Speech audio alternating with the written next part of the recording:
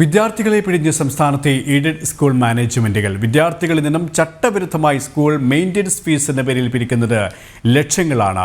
Maintenance fees ആവശ്യപ്പെട്ട് അധ്യാപകർ രക്ഷിതാക്കൾക്ക് പങ്കുവച്ച ശബ്ദ സന്ദേശം ജനം ടിവിക്ക് ലഭിച്ചു.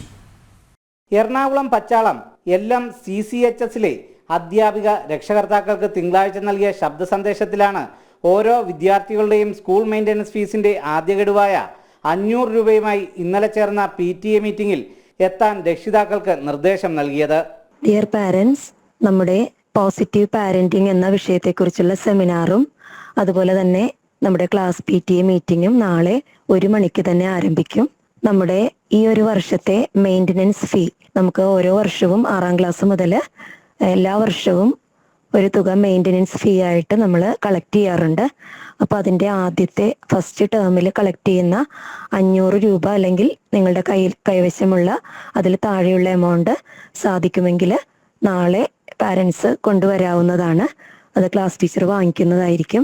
ഇതിൻ്റെ കൂടുതൽ വിവരങ്ങൾ, മെയിൻ്റനൻസ് ഫീയുമായി ബന്ധപ്പെട്ട മറ്റു വിവരങ്ങൾ നിങ്ങളുടെ ക്ലാസ് PTA മീറ്റിംഗിൽ സംസാരിക്കുന്നതുമായിരിക്കും. ഈ സന്ദേശം സഹിതമാണ് ചില രക്ഷിതാക്കൾ ചട്ടവിരുദ്ധമായ സ്കൂൾ അധികൃതരുടെ നീക്കത്തിനെതിരായി വാർത്ത നൽകണമെന്ന് അഭ്യർത്ഥിച്ചത്. പരസ്യമായി പ്രതികരിച്ചാൽ കുട്ടികളെ സ്കൂളിൽ ഒറ്റപ്പെടുത്തുമോ എന്ന ഭീതിയും രക്ഷിതാക്കൾ പങ്കുവച്ചു. സ്കൂൾ അധികൃതരുമായി സംസാരിച്ചപ്പോൾ മറ്റ് സ്കൂളുകൾ ഇതിലും ഭീമമായ തുക വിദ്യാർത്ഥികളിൽ നിന്നും ഈടാക്കുന്നുണ്ടെന്നും കറണ്ട് ചാർജ് അടയ്ക്കാനും സ്കൂൾ കെട്ടിടങ്ങളുടെ അറ്റകുറ്റപ്പണിക്കുമായാണ് തുക സ്വരൂപിക്കുന്നതെന്നും വിശദീകരിച്ചു. ഹലോ, നമസ്കാരം. ഞാൻ ജനം TV വിളിക്കുവാണേ. LMCC സ്കൂളിലെ അധ്യാപികയല്ലേ? അതെ. ഞാൻ വിളിച്ചത് നമ്മുടെ ഗ്രൂപ്പിൽ ഒരു ശബ്ദ സന്ദേശം വന്നിരുന്നേ. PTA ഈ മെയിൻ്റനൻസ് ഫീ ആയിട്ട് ഇന്നത്തെ PTA യോഗത്തിൽ 500 രൂപ വെച്ച് കൊണ്ടുവരണമെന്ന് പറഞ്ഞിട്ട്. അത് ചട്ടവിരുദ്ധമല്ലേ? അങ്ങനെ പണം പിരിക്കാൻ പാടുള്ളതാണോ? നമ്മൾ കുട്ടികളോട് നിർബന്ധിച്ച് അങ്ങനെ കുത്തിപ്പിടിച്ചൊന്നും വാങ്ങിക്കാറില്ല. നമ്മൾക്ക് ഈ പറഞ്ഞ പോലെ കറണ്ട് ബില്ല്, വാട്ടർ ബില്ല്, അതിനല്ലേ ഈ അധ്യാപക നിയമനത്തിനുള്ള അവകാശം അവർക്ക് കൊടുക്കുന്നേ. മാനേജ്മെന്റിനല്ലേ അധ്യാപക നിയമനത്തിന്റെ അവകാശം.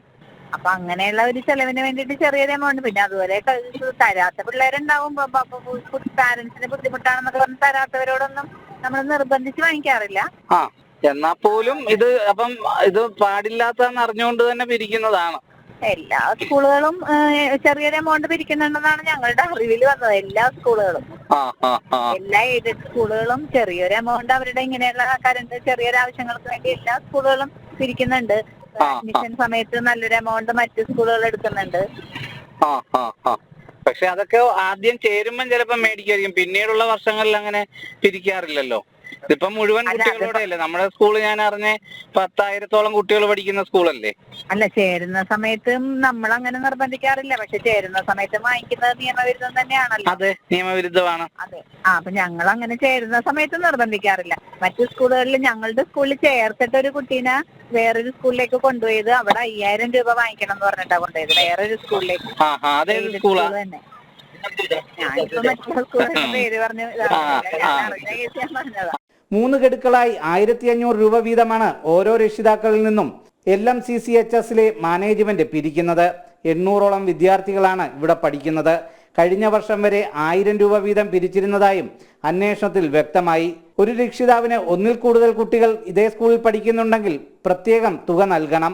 ഇതേസമയം നിർബന്ധിത പിരിവില്ലെന്നും പണം തരാത്ത വിദ്യാർത്ഥികളോട് വേർതിരിവ് കാട്ടുന്നില്ലെന്നുമാണ് അധികൃതരുടെ വാദം. സമാന രീതിയിൽ സംസ്ഥാനത്തെ ഒട്ടുമിക്ക എയ്ഡഡ് സ്കൂളുകളിലും ചൂഷണം നടക്കുന്നതായാണ് വിവരം. ഇതിന് തടയിടാൻ അടിയന്തര നടപടി വിദ്യാഭ്യാസ വകുപ്പ് സ്വീകരിക്കണമെന്നാണ് രക്ഷിതാക്കളുടെ ആവശ്യം. സുധീഷ് ഗോപാൽ, ജനം, കൊച്ചി.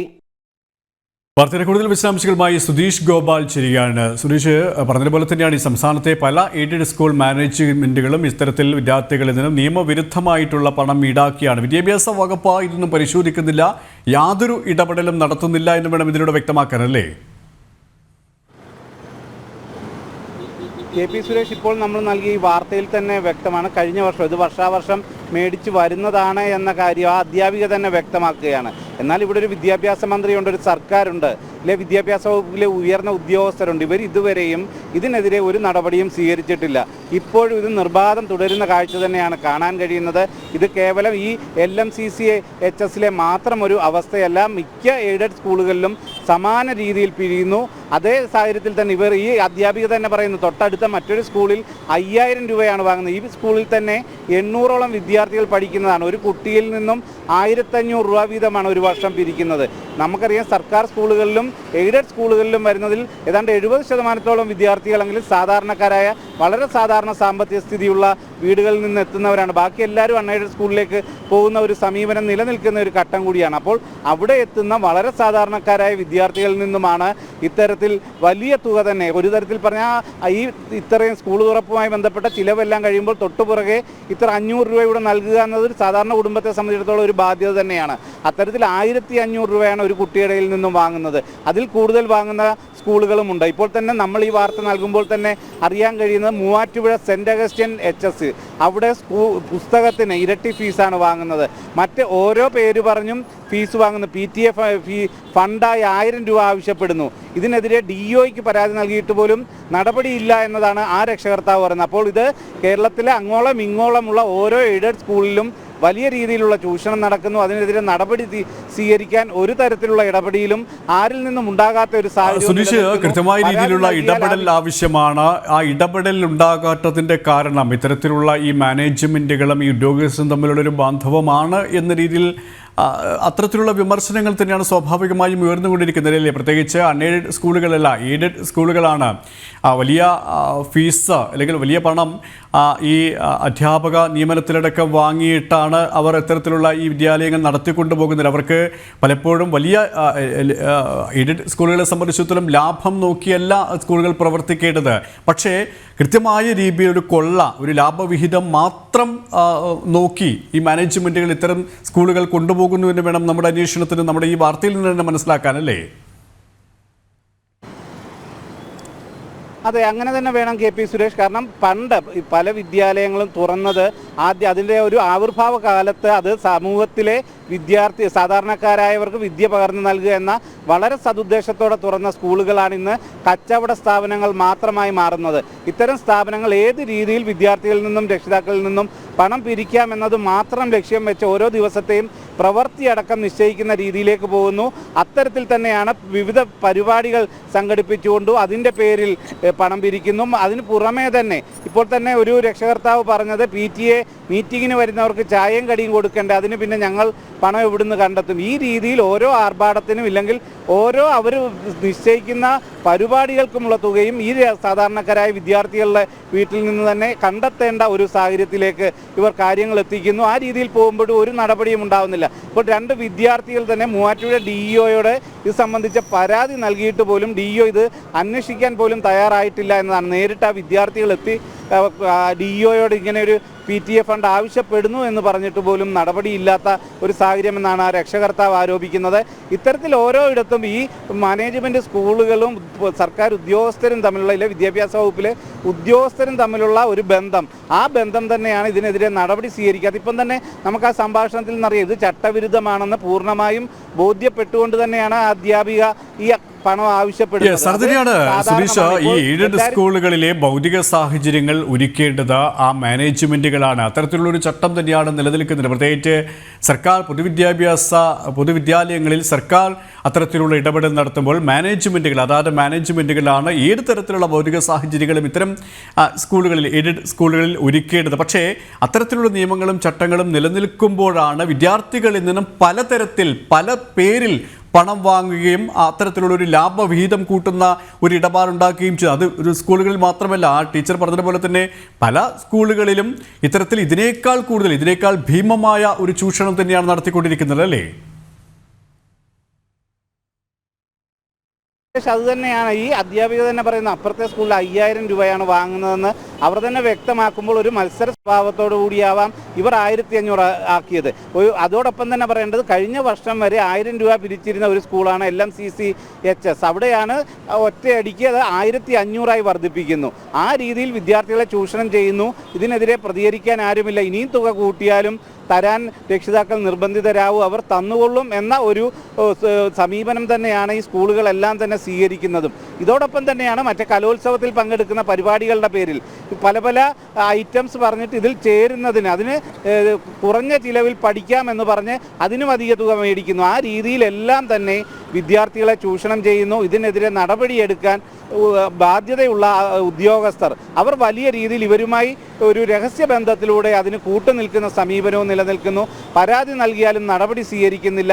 ഇത് ഒന്നും അറിയാതെ പ്രവർത്തിക്കുന്ന ഒരു വിദ്യാഭ്യാസ മന്ത്രി എന്ന നിലയിലേക്ക് കേരളത്തിലെ വിദ്യാഭ്യാസ മന്ത്രിക്കെതിരെ ഇപ്പോഴത്തെ സമീപനങ്ങളും ആ ഒരു ആരോപണത്തിലേക്ക് എത്തിച്ചേരുന്നു. സുധീഷ്, ഇവിടെ ഇത്തരത്തിൽ ഈ മാനേജ്മെന്റുകളും ഈ ഉദ്യോഗസ്ഥരും തമ്മിലുള്ള ഒരു ബന്ധം വ്യക്തമാകുന്നതോടൊപ്പം ഇവിടെ വിദ്യാർത്ഥികളുടെ ഇടയിൽ സ്വാഭാവികമായി ഒരു വേർതിരിവ് ഉണ്ടാകാനുള്ളൊരു സാധ്യതയുമുണ്ട്. വിദ്യാർത്ഥികളെ സംബന്ധിച്ചിടത്തോളം മനോവിഷമം ഉണ്ടാക്കുന്ന ഒരു സാഹചര്യം ബോധപൂർവമോ അല്ലാതെയോ വരുത്തി വയ്ക്കുക കൂടി ചെയ്യുന്നുണ്ട്. പ്രത്യേകിച്ച് നിർബന്ധിച്ച് ഫീസ് വാങ്ങിക്കുന്നില്ല, അല്ലെങ്കിൽ ഈ മെയിൻ്റെനൻസ് ഫീസ് നിർബന്ധിച്ച് വാങ്ങിക്കുന്നില്ല, അവർക്കുള്ളതുപോലെ തരാം, അല്ലെങ്കിൽ തീരെ തരാത്ത വിദ്യാർത്ഥികളും ഉണ്ട് എന്ന് പറയുമ്പോൾ വിദ്യാർത്ഥികൾക്കിടയിൽ ഇത് സ്വാഭാവികമായൊരു മനസ്സംഘർഷത്തിന് മനവിഷമത്തിന് ഇടവരുത്തും. അതുപോലും ഈ സ്കൂൾ മാനേജ്മെൻറ്റുകൾ അതേക്കുറിച്ച് പോലും ഒന്നും പരിശോധിക്കുകയോ അല്ലെങ്കിൽ ബോധവാന്മാരാക്കുകയോ ചെയ്യുന്ന പോലുമില്ല അല്ലേ? കെ.പി. സുരേഷ്, അത് തന്നെയാണ്. ഇപ്പോൾ ഏതൊരു രക്ഷകർത്താവും തൻ്റെ കുട്ടി അവിടെ അപമാനിതയാവില്ല, അപമാനിക്കപ്പെടും എന്ന ഭയത്താൽ എവിടെ നിന്നായാലും കടം വാങ്ങിയായാലും ഈ തുക കൊടുക്കാൻ അവർ പരമാവധി ശ്രമിക്കും. അപൂർവം ചില രക്ഷിതാക്കൾ മാത്രമാണ് ഇത് തെറ്റാണെന്ന് കണ്ട് ഇതിനെതിരെ പ്രതികരിക്കാൻ തയ്യാറാവുന്നത്. അതേ സാഹചര്യത്തിൽ തന്നെ നമുക്ക് എടുത്തു പറയാം, സ്കൂളിലേക്ക് ചെല്ലുമ്പോൾ ഞാൻ ഈ വിവരം PTA ഫണ്ട് ആവശ്യപ്പെടുന്നല്ലോ എന്ന് ചോദിക്കുമ്പോൾ നിങ്ങൾക്ക് തരാൻ മനസ്സില്ല, തരണ്ട, കുട്ടിക്ക് എല്ലാ സൗകര്യം കൊടുക്കുന്നില്ല, പിന്നെ തന്നാൽ എന്താ, ആ ഒരു സമീപനമാണ് സ്കൂൾ അധികൃതരിൽ നിന്നും നമുക്ക് കാണാൻ കഴിയുന്നത്. അപ്പോൾ അത്തരം ഒരു സമീപനം പല സ്കൂളുകളും സ്വീകരിക്കുമ്പോൾ അത് ആ വിദ്യാർത്ഥികളെ സംബന്ധിച്ചിടത്തോളം വല്ലാത്ത ഒരു പ്രതിസന്ധിയിലേക്ക് പോകും. അത്തരം ഒരു പ്രതിസന്ധി ഉണ്ടാകുമ്പോൾ അല്ലെങ്കിൽ പരസ്യമായി നീ മാത്രം PTA ഫണ്ട് തന്നില്ല എന്ന് ഒരു കുട്ടിയോടൊരു അധ്യാപിക പറയുന്ന സാഹചര്യം ഉണ്ടായാൽ ആ ക്ലാസ്സിൽ ആ കുട്ടി എത്രത്തോളം അപമാനിക്കപ്പെടുന്നു. അതൊരു പക്ഷേ ഒരു ആത്മഹത്യയിലേക്ക് പോലും, വിദ്യാർത്ഥികളുടെ ആത്മഹത്യയിലേക്ക് പോലും പോകാൻ സാധ്യതയുള്ള ഒരു വിഷയമായി തന്നെ അതിനെ കരുതുകയും വേണം. അപ്പോൾ ഇത്തരത്തിൽ ഒരു തരത്തിലും വാങ്ങാൻ പാടില്ലാത്ത ഈ PTA ഫണ്ട് ഇല്ലെങ്കിൽ മെയിൻ്റനൻസ് ഫണ്ട് വിദ്യാർത്ഥികളിൽ നിന്നും വാങ്ങുന്നത് കൈക്കൂലി വാങ്ങുന്നതിന് സമാനമായ ഒരു കുറ്റം തന്നെയാണ്. തന്നിട്ടാണ് വാങ്ങുന്നതെന്ന് പറഞ്ഞും കൈക്കൂലി വാങ്ങാൻ നിയമപരമായി സാധിക്കില്ലല്ലോ. അതിന് സമാനമായി തന്നെ ഒരു തരത്തിലും വാങ്ങാൻ പാടില്ല എന്ന നിയമം നിലനിൽക്കുമ്പോൾ ഇത്തരത്തിൽ എയ്ഡഡ് സ്കൂളുകൾ ഫണ്ട് പിരിക്കുന്നത്, അതും ഒരു തരത്തിൽ പറഞ്ഞാൽ നിർബന്ധിതമായി തന്നെ പിരിക്കുന്ന ഈ സമീപനം, അതിന് കടിഞ്ഞാണിടാൻ വിദ്യാഭ്യാസ വകുപ്പ് തയ്യാറാകണമെന്ന ആവശ്യം തന്നെയാണ് രക്ഷിതാക്കളിൽ നിന്ന് ഉയരുന്നത്. അതൊരു നീതിയാണ്. ആ നീതി നടപ്പാക്കാൻ സർക്കാർ തയ്യാറാകുമോ ഇല്ലയോ എന്നതാണ് നമുക്കിനി കണ്ടറിയേണ്ടത്. കെ.പി. സുരേഷ്, അതിനെയാണ് ആ നീതി ഉറപ്പാക്കാൻ, നടപ്പിലാക്കാൻ എന്തുകൊണ്ട് നമ്മുടെ സർക്കാർ സംവിധാനങ്ങൾ ഇടപെടുന്നില്ല എന്നതാണ് പ്രസക്തമാകുന്ന ചോദ്യം. പല എയ്ഡഡ് സ്കൂളുകളുമാണ് ഇത്തരത്തിൽ നിർബന്ധപൂർവ്വം അല്ലെങ്കിൽ നിങ്ങൾ തരണം, ഇല്ലെങ്കിൽ തരാതിരിക്കാം എന്നുള്ള ഒരു വിശദീകരണത്തോടെ പണം വാങ്ങുന്നത്. അവിടെയും ബോധപൂർവമുള്ള ഒരു വേർതിരിവ് വിദ്യാർത്ഥികൾക്കിടയിലും രക്ഷിതാക്കൾക്കിടയിലും സൃഷ്ടിക്കുകയാണ് എന്നുള്ള യാഥാർത്ഥ്യമുണ്ട്. ആ യാഥാർത്ഥ്യത്തിന് കൃത്യമായ ഇടപെടൽ, പരിഹാരം വേണമെന്ന് തന്നെയാണ് പൊതുസമൂഹത്തിൻ്റെ ആവശ്യവും അഭിപ്രായവും. സുധീഷ് ഗോപാലാണ് വിവരങ്ങൾ നൽകിയത്.